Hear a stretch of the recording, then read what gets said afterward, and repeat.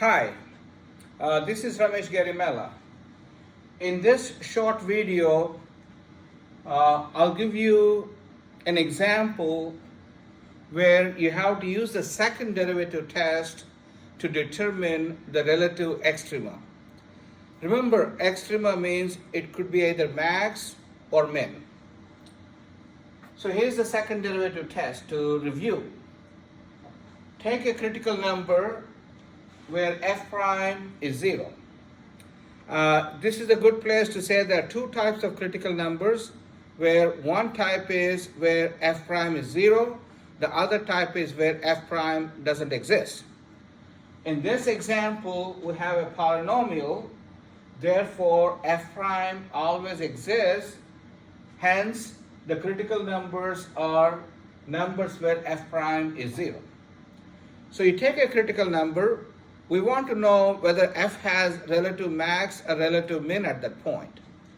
The second derivative test says, compute the second derivative at the critical number c. If that happens to be positive, f has relative min at x equals c. That's simple. If f double prime c is negative, then f has relative max at x equals c.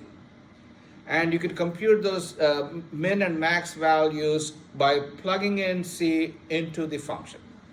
So let's do this example.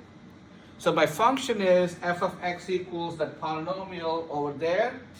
So f of x is 4x cubed plus 7x squared minus 10x plus 18.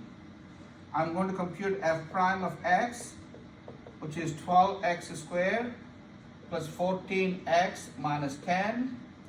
I'm going to compute second derivative as well. F double prime of x is 24x plus 14. I need all these three. Next, I need to find the critical numbers. Critical numbers are numbers where f prime is 0. So, critical numbers. So set f prime of x equals 0. So f prime is this quadratic. So 12x squared, f prime is 0. So 12x squared plus 14x minus 10 equals 0. I can cancel out 2 throughout. So I got 6x squared plus 7x minus 5 equals 0. And I could factor this.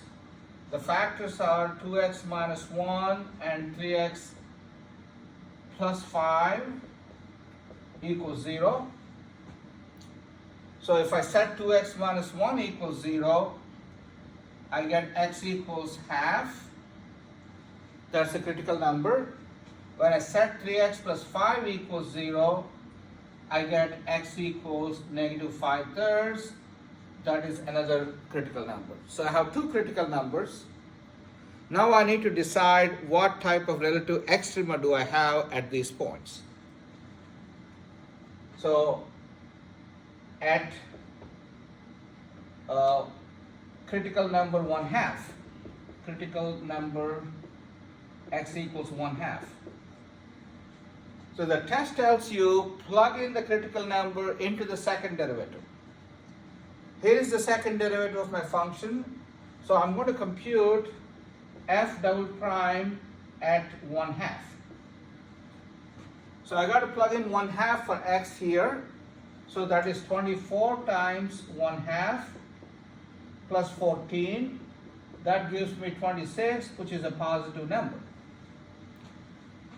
If the second derivative at the critical number is positive, then f has relative min.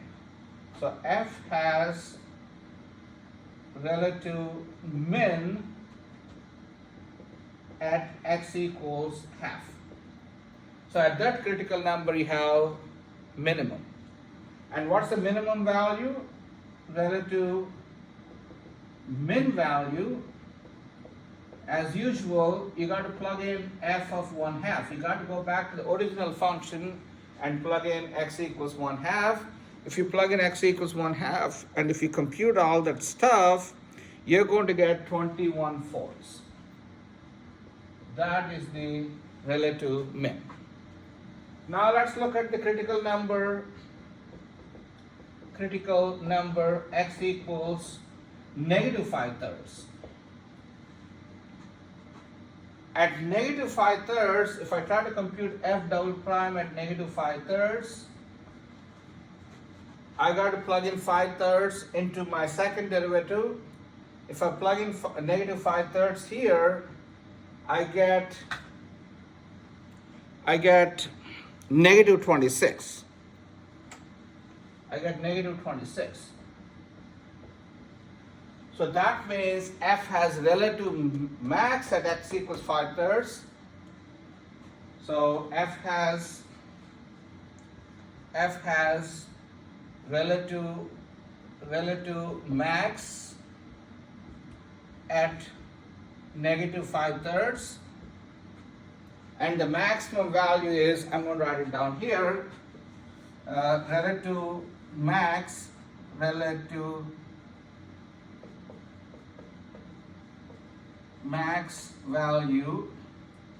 is f of -5/3.